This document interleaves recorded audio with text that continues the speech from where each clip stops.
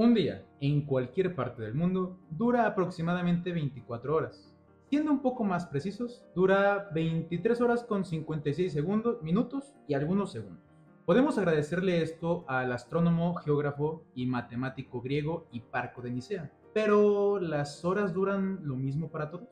Sin entrar en temas de relatividad o del impacto de la gravedad en el paso del tiempo y dejando fuera ese tipo de cosas, se supondría que todos los seres humanos, o los que estamos en la Tierra al menos, tenemos el mismo tiempo, independientemente de dónde nos encontremos. Todos en la Tierra tenemos 24 horas y 365 días al año, a excepción de, bueno, las personas que fallecen. En fin, esta pregunta es interesante porque muchos conocemos a alguien o alguienes que hacen miles de cosas al día y que encima tienen tiempo libre. Personas que van a la escuela, al trabajo, al gimnasio, salen de fiesta, salen con la pareja, con los amigos, con la familia, pasean al perro y que encima se dan el lujo de perder algún tiempo viendo redes sociales. ¿Es suena familiar de alguien? Por otra parte, también muchos conocemos personas que dedican todo el día en hacer, digamos, el quehacer de la casa y aunque dedicaron un día, se les fue todo el fin de semana. ¿Es una familiar?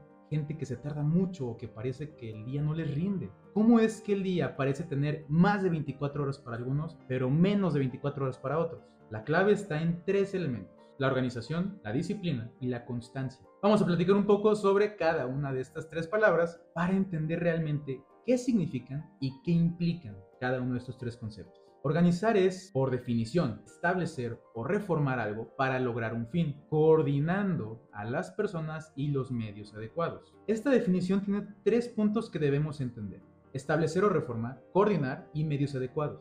El concepto de la reformación tiene todo el sentido del mundo, porque cada objetivo tiene su camino específico. De forma que no podemos seguir el mismo camino, por ejemplo, para ser millonarios, que el camino que tomó Steve Jobs o el camino que tomó Jeff Bezos. Tal vez la teoría sea la misma para llegar a ser millonario o para cualquier meta, pero el camino es distinto, por lo que hay que reformar ese camino, adaptar ese camino a ti.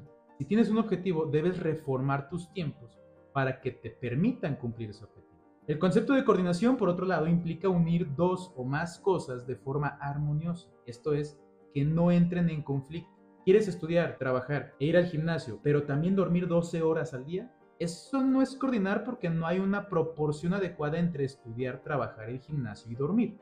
Por último, los medios adecuados. Si quieres ir de la esquina de tu cuadra, mejor dicho, de tu casa a la esquina de tu cuadra, el mejor medio sería caminando, porque usar auto pues sería como innecesario. Si fueras a 10 cuadras, tal vez podrías ir en bici, caminando, en auto o transporte público, pero definitivamente no irías en avión, por más absurdo que suene pensarlo, ¿no? Con esto lo que te quiero dar a entender es que los medios adecuados son los que permiten realizar algo de forma precisa, sin excederse ni tampoco quedarse corto. Esto quiere decir alguien organizado, alguien que reforma sus costumbres y tiempos, de forma que los medios que posee en ese momento le permitan realizar sus actividades. Y estas actividades van a estar coordinadas porque funcionan como un todo entre sí, sin entrar en conflicto.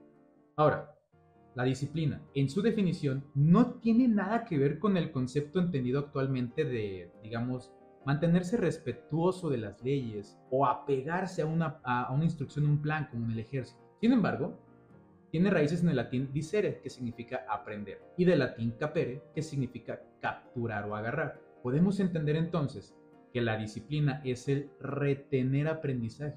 Esta palabra, disciplina, también deriva del latín discípulos, que significa el que está empujado a un aprendizaje. Empujado generalmente por un maestro o un mentor. Pero ¿qué pasa cuando no existe ese mentor o ese maestro? Entonces, tenemos que ser nuestro propio mentor y por tanto empujarnos a nosotros mismos hacia el aprendizaje. En este sentido, debemos ser nuestros propios mentores o maestros, no porque ya sepamos toda la información, sino porque nosotros mismos nos vamos a empujar a nosotros mismos hacia el aprendizaje. Esa es una mejor interpretación de la palabra disciplina, empujarse a uno mismo a aprender algo. Y ya para terminar, de los tres elementos, la constancia es la firmeza y perseverancia del ánimo en las resoluciones y en los propósitos. Este concepto también es bastante interesante. Generalmente, uno entiende que por constancia es el que se hagan las cosas repetidamente hasta llegar a una meta. Y no es del todo equivocado, pero el concepto de constancia es mucho más profundo y a su vez mucho más motivador. La firmeza, la perseverancia y el ánimo son la clave de la constancia. Ser firme significa, desde sus raíces, tener seguridad o estabilidad. En este sentido, moralmente hablando, ser firme quiere decir tener la seguridad de una idea o un objetivo, saberse que se va a lograr sí o sí. La perseverancia implica mantenerse en las metas, de forma que no se cambien o no se desechen al mínimo error o al mínimo tropiezo. No por reprobar un examen quiere decir que nunca te vayas a graduar. En ese momento no se tuvo el resultado, pero si mantienes la meta, si perseveras, se vuelve a intentar en lugar de renunciar. La perseverancia es aquello que evita que renunciemos. Si unimos estos dos conceptos, ¿por qué renunciarías a algo de lo que tienes la total seguridad de que va a ocurrir?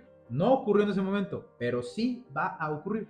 Y por último, el ánimo, que en sus raíces hace referencia a la energía o a la vida de algo. Uniendo ya estos tres conceptos, la constancia es la fuerza que ponemos en mantenernos en una meta que percibimos como segura de lograrse.